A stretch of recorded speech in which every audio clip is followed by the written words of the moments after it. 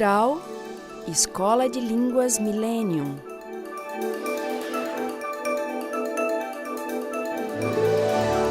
Próton Editora.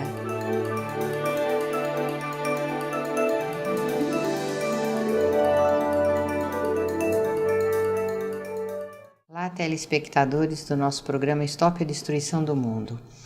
Então, nós vimos comentando todas essas semanas com vocês a respeito de como nós, seres humanos, estamos destruindo não só ao planeta, a natureza, a sociedade, os recursos naturais, mas antes de mais nada, nós estamos destruindo a nós mesmos e as nossas chances de não só de sobrevivência, mas de uma boa qualidade de vida. Por que o ser humano faz isso? Por que será que uma pessoa que fuma e sabe que ela vai possivelmente desenvolver um câncer, as chances são muito grandes de desenvolver um câncer de pulmão, ainda assim ela busca avidamente o cigarro? Por que será que uma pessoa que sabe que ela ingerindo drogas, o fim dela não vai ser um fim feliz, ela ainda assim tem tanto prazer em se drogar? Da mesma forma, se alimentar inadequadamente, ou até se aproximar muito de atitudes de pessoas muito destrutivas, se expor a perigos, se acidentar muito, contrair muitas doenças, desenvolver doenças autoimunes. A gente nota que até uma criança, por exemplo, ela muitas vezes, para não ir à escola, ela desenvolve estados febris, mesmo algumas infecções, né, gripes, resfriados, ou até mesmo uma pessoa pode voluntariamente desenvolver uma doença para causar pena nos seus amigos ou até agredir a família. Tudo isso dentro da psicanálise, isso é comprovável, isso está dentro das nossas pesquisas e nós verificamos pelas pesquisas de Norberto Kepp que o ser humano está muito invertido. Freud chamava isso de instinto de morte, que se opunha ao instinto da vida. Mas não existe instinto para a morte, existe sim uma atitude invertida do ser humano de ter prazer em destruir a vida, a própria e do seu semelhante. Enquanto a humanidade não descobrir que ele tem esses fatores, assim, essa patologia no seu interior e que isso domina a sua vida e que isso encurta a sua existência, se enche de doenças, de problemas de relacionamento. A gente nota, por exemplo, hoje qual é a média esperada de divórcios, né? No mínimo de 70%. Então o ser humano já se casa sabendo que vai se separar, um culpando o outro, projetando no outro os seus problemas, vivendo infeliz, brigando, cheio de ciúmes, em choques de egoísmo. Enfim, a patologia do ser humano domina a humanidade. Então, se nós quisermos não só melhorar a qualidade de vida, mas dar um stop a essa destruição desbragada que nós estamos vivendo, nós vamos ter que nos voltar para nós mesmos, vamos ter que prestar atenção nisso, por exemplo, que nós ensinamos para vocês aqui todas as semanas, lermos a respeito do que é a psicopatologia e como essa psicopatologia, a patologia que o ser humano tem dentro de si, isso que o povo chama da loucura do ser humano, a neurose, a psicose, as manias, como isso influi na organização errada, invertida da sociedade. Portanto, vocês que nos ouvem, prestem bem atenção e passem aos seus amigos, aos seus familiares esses conhecimentos, ajudem a divulgar esses conhecimentos para que nós possamos fazer uma corrente, uma verdadeira corrente de consciência para conseguirmos agir na sociedade. Você falando sobre o mal, né, Cláudia? Em geral, o ser humano pensa que o mal é algo que de vez em quando acontece na vida dele, e não que ele vive, ele, vamos dizer, nasce, vive e morre no mal, com doenças, que tudo em geral na vida dele é voltado para essa questão da inversão, por causa praticamente da inveja, né? Que deu depois até a mania. Até a mania é o desejo que o ser humano tem de substituir Deus na sua vida. Então ele não quer obedecer ao padrão certo, né? não quer fazer o que é certo. Ele quer fazer o que ele acha que ele deve fazer, a tal de liberdade. A gente pode dizer o seguinte, que o ser humano não é livre para o mal, que o ser humano ele é livre só para o bem. Quer dizer, o ser humano ele não pode fazer o mal, como o Kant, por exemplo, fala, né, que o ser humano quer ser livre para praticar o mal. Então, se ele quer ser livre para praticar o mal e pratica, ele então cria todos os problemas que ele tem. De maneira que a vida do ser humano é sempre no sentido invertido, sempre para baixo. E ele sempre achando, né, Dr. Kepp, que ele vai sofrer um ataque da vida. Ele está sempre com medo do que a vida vai trazer para ele de surpresas, de acidentes, de más notícias, de doenças, né? E não que ele próprio que desorganiza a vida e provoca essas catástrofes para si mesmo. Veja um cartaz que eu coloquei aí, uma sentença muito importante. Só o bem é eterno. Veja bem, que o bem vai permanecer para sempre. E o mal é passageiro, por quê? Porque um dia a privação do bem vai deixar de existir. Quer dizer, vai permanecer só o que é bom. Então, na física, existe um estudo que, aliás, foi depois aplicado no aparelho de eletroencefalo, quer dizer, eletroencefalo para medir as ondas cerebrais. E esse aparelho de eletroencefalo, ele mostra o desequilíbrio no pensamento, o desequilíbrio mental de cada pessoa. Então eu fiz um cartaz para dar mais ou menos uma ideia como funciona isso. Veja lá, que existe uma ressonância sensorial normal, que é dos seres animais, vegetais, minerais, né? Que são seres que praticamente vivem de acordo com a natureza deles. Agora, em segundo lugar, existe uma ressonância neurótica aí no centro aí, que são os seres doentes, os seres decadentes, os seres inferiores. Quando eu falo seres decadentes inferiores, eu quero falar mesmo no sentido não só das pessoas que escolheram o mal na vida e passam para outra vida para o mal continuado, mas também os espíritos, né? Os espíritos malignos que estão totalmente desnorteados lá em cima e que têm essa ressonância neurótica. Aí veja novamente o cartaz. A ressonância neurótica por causa da inveja, da ira, da preguiça. Depois, embaixo, os seres divinos, os espíritos bons, os indivíduos geniais, que têm uma ressonância adequada. E depois, lá embaixo, né, a ressonância psicótica, os espíritos malignos, os demônios, as pessoas delinquentes, né? Então, veja o seguinte, que essa questão do aparelho de eletroencefalo, quando a pessoa tem um desequilíbrio mais ou menos grave, ele tem esse tipo de ressonância que eu coloquei aí, toda desencontrada, né? Ele não tem equilíbrio. Enquanto que o indivíduo que tem uma depressão maníaco-depressiva, ele tem enormes ondas, né, que descem na parte depressiva, depois que sobem, que quando ele entra na mania. Então, são pessoas que praticamente vivem assim uma energética fora do normal, uma energética contra a energética boa, uma energética ruim. E a maioria dos seres humanos, não é, Dr. Kepp, tem isso em graus. Essa atração, por exemplo, pelo perigo, pela destruição, pela doença, isso faz parte dessa ressonância neurótica anormal que o ser humano apresenta. Nós queríamos ouvir agora o que o Fabrizio Bigliotti, que é um jornalista italiano, professor das escolas Millennium aqui no Brasil, tem a dizer a esse respeito. A situação do ser humano diante dessas catástrofes, desses acontecimentos naturais, é uma situação preocupante. Diante dos dados da ONU, que difundiram a notícia que nos próximos anos 3 bilhões de pessoas vão ser ameaçadas pelas catástrofes naturais, eu estou pensando muito também no meu país, que é a Itália. E, por exemplo, um exemplo interessante é o exemplo de Nápoles.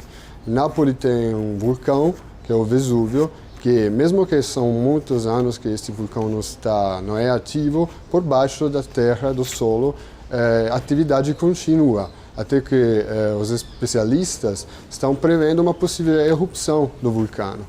E qual é o perigo? O perigo é que 600 mil pessoas moram aos pés da montanha e não tem praticamente uma via de fuga. Então, em caso de erupção, pode ser que de uma vez 600 mil pessoas vão ser levadas embora. Então lá a pergunta é a seguinte: será que o ser humano é vítima mesmo das catástrofes naturais ou que, de qualquer forma, ela vai procurando também o perigo? Eu gostaria de falar sobre tempo e espaço assim rapidamente para dizer aos senhores que, inclusive, nós estamos dentro de uma vida ilusória.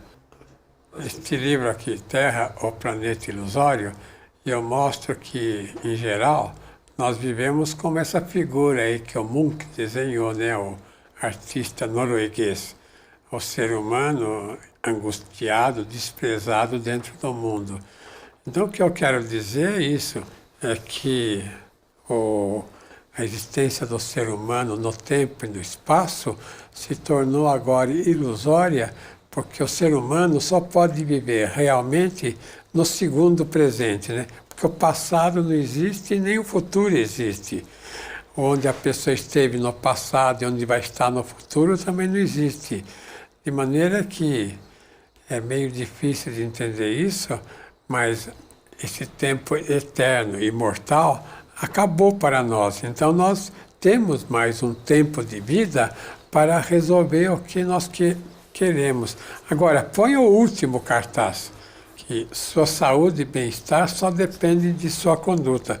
Eu queria deixar esse aviso para os senhores por causa disso, porque se a pessoa tomar consciência que ele é que estraga a saúde dele, que ele é que vai contra o bem dele, consciência do mal que ele faz, portanto, nesse caso para si próprio, ele vai conseguir, em parte, corrigir esses problemas, essas dificuldades que ele tem. Já voltamos.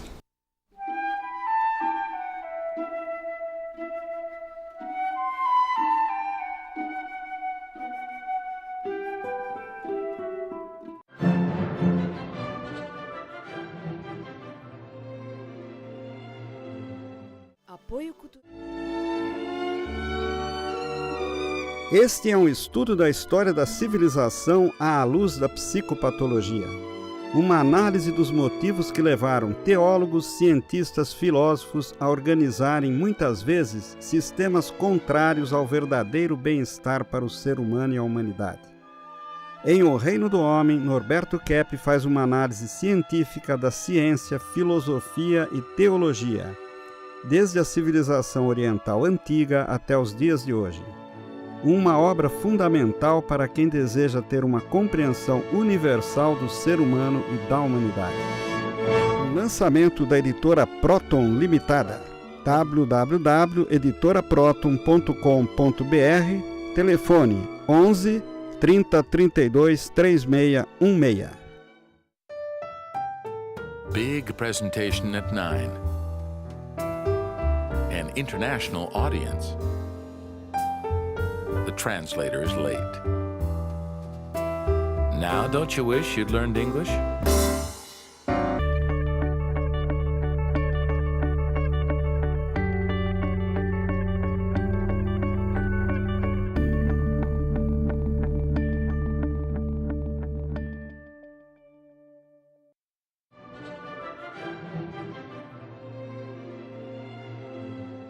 Estamos falando a respeito de atração que o ser humano tem por catástrofes.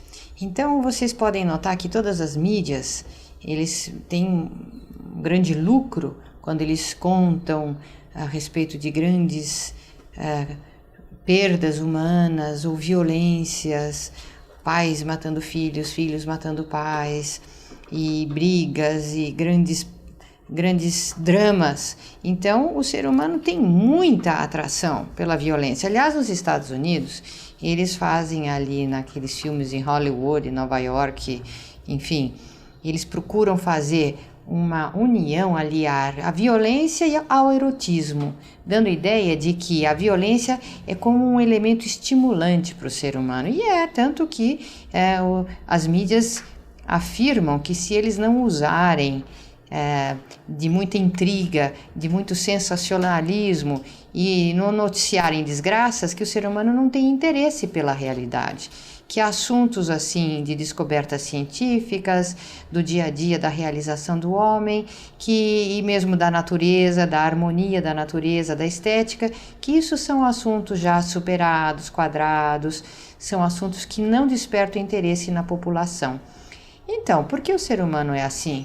Porque ele é profundamente neurótico e invertido, e é por causa dessa inversão que nós acabamos doentes. Por exemplo, um exemplo de uma cliente que eu estava atendendo recentemente em análise, e ela disse o seguinte, que ela praticamente estabelece um terrorismo na vida dela, que ela escuta falar muito em terrorismo, né, no Oriente Médio, nos Estados Unidos, mas que ela está percebendo que o pior terrorismo é o que ela estabelece na vida dela e na casa dela. Então o marido e o filho têm uma briga. Ela acompanha a briga entre o filho e o marido. Depois eles se recompõem, em seguida estão bem, mas ela nutre aquela situação de estresse, de aflição, 2, 3, 4 dias, relembrando, remoendo aquelas cenas de desafinidade, de atrito, de agressão em casa. E o que é isso senão um perpetuar da doença e do mal no próprio interior? Assim, as pessoas que sofrem, por exemplo, de crises de pânico, elas estão sempre esperando algo terrível que vai acontecer e que vai, então, eliminar a própria vida delas, ameaçando sempre alguma coisa, né? Visões de demônios, e não percebem que todo aquele mal que ela própria, pessoa, realiza contra ela tem péssimas intenções contra a própria vida, tem uma fúria contra a própria vida. Por isso que muitas pessoas, antes de aniversários, de festas, de casamento, de viagens, de Natal, então elas ficam doentes, se acidentam, criam brigas em casa e acabam destruindo a própria felicidade. Vocês precisam notar isso, que nós seres humanos somos os nossos maiores inimigos. E inimigos da casa que nós temos, que é esse planeta maravilhoso para a gente viver. Eu escrevi um livro, é este aqui, Origem das Enfermidades. Este livro aqui, eu mostro o seguinte, a primeira parte é sobre a inveja. Eu falo assim, sem consciência da inveja não existe psicoterapia. Quer dizer, toda pessoa, vocês aí, o mundo todo tem inveja. Então a inveja é tida como o pecado original. Até no século II tinha um santo, né? Não sei se era papa ou o que ele era. Ele dizia que o pecado original era a inveja. Então, sem a percepção da inveja, eu pus aqui inclusive no outro capítulo, que todo sofrimento advém da inveja. Então, sem a percepção da inveja, o ser humano não pode ser feliz. Agora, quando o ser humano não admite que tem inveja, o que ele faz? Ele projeta, quer dizer, lança no outro. Ele fala, eu não tenho inveja, mas todo mundo tem, principalmente as pessoas que eu rodeio. E ele, projetando nos outros, ele entra no delírio. E o delírio é aquilo que nós chamamos de paranoia. De maneira que a questão do ser humano é estudada nesse livro aqui, que é uma espécie de compêndio sobre a origem, sobre praticamente os meios, a metodologia para entender a patologia e a possível sanidade que o ser humano possa ter. O ser humano que entendeu que tem nesse livro, Dr. Kepp, a origem das enfermidades psíquicas, orgânicas e sociais, vai entender por que o ser humano destrói o seu planeta, o seu habitat, está ameaçando a própria espécie de extinção. Então procurem estudar essas descobertas científicas de extremo valor para a nossa sociedade, para a nossa vida pessoal, inclusive a nossa saúde. Agora, eu coloquei a frase de um pensador, né? Veja aí, a filosofia de Hegel. O tema fundamental da filosofia de Hegel é unir o finito ao infinito. Então, ele como pensador, né, ele não era um cientista prático, quer dizer, indivíduo que lidava com a patologia. Então, ele dizia de um modo assim mais lato, né, mais extenso, que se o ser humano conseguisse se unir à transcendência, ele poderia resolver 1 milhão de problemas. Então, nós dizemos, se conseguisse também conscientizar a patologia que ele tem. Então, eu queria dizer isso, né? Por causa da inveja, por causa dessa atitude que o ser humano tem, a inveja é uma atitude de querer destruir o bem do outro. Então, a pessoa olha para o outro, não é que ele queira ter, por exemplo, os bens que o outro tem, a inteligência que o outro tem, a capacidade do outro. Ele olha o bem que o outro tem e quer destruir. Então, isso se chama inveja, que é o sentimento mais gratuito que existe, né? O sentimento demoníaco. Então, eu vou mostrar um cartaz aí em que eu elucido essa questão. Por exemplo, na física, lá, veja o que o Einstein, Albert Einstein, que é o mais famoso físico que houve, ele disse que energia é igual ao movimento da matéria praticamente ao quadrado. Então ele quis dizer isso no sentido do movimento externo. E com isso ele praticamente criou uma inversão na física, porque praticamente a energia vem de dentro para fora. Quer dizer, não é a matéria que faz a energia é que se transforma em matéria. Então, o ser humano não tem alma e corpo. Ele tem uma energia que se manifesta em forma invisível, que se chama de alma, e de uma maneira visível, que é o corpo. Depois veja aí o Adam Smith, o erro que ele cometeu. Ele dizia que o dinheiro é que realizaria o progresso. O que ele falou é um total erro, porque a partir do capitalismo, né, a partir da supervalorização do dinheiro, é que a Revolução Industrial acabou no mundo. E depois que houve a Revolução Industrial, aí veio Adam Smith, vieram os outros autores querendo se aproveitar do trabalho para fazer dinheiro com dinheiro na especulação, como Keynes praticamente falou muito sobre isso. Depois tem o freudismo, né?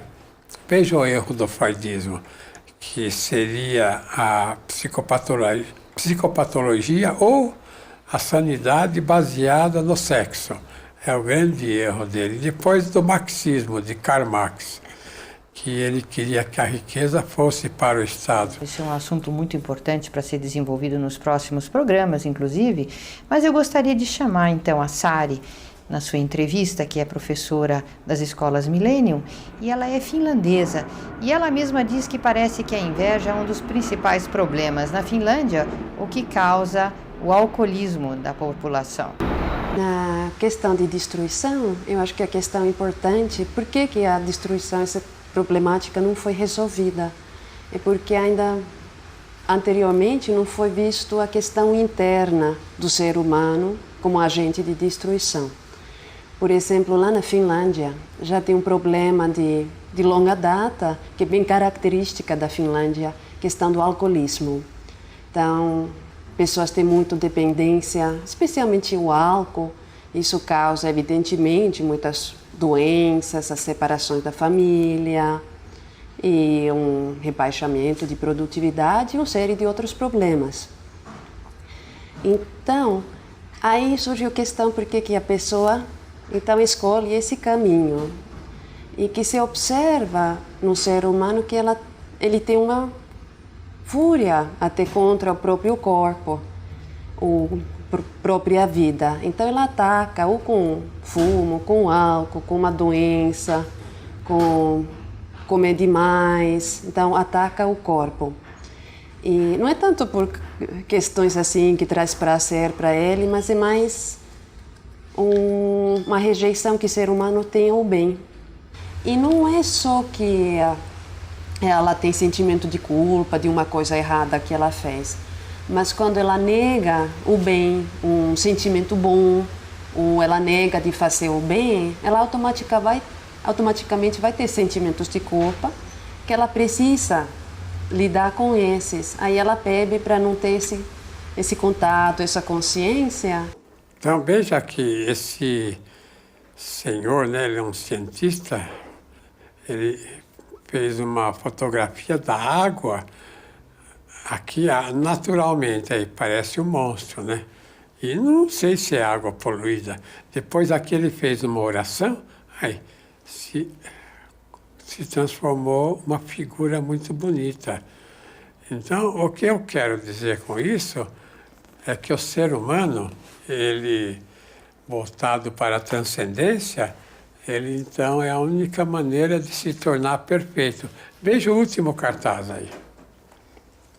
A tarefa da filosofia ajuda o ser humano para retornar ao absoluto. Essa é a ideia do Schelling, que é um grande pensador alemão, que mostrava que praticamente a filosofia tem que entrar na questão espiritual, né?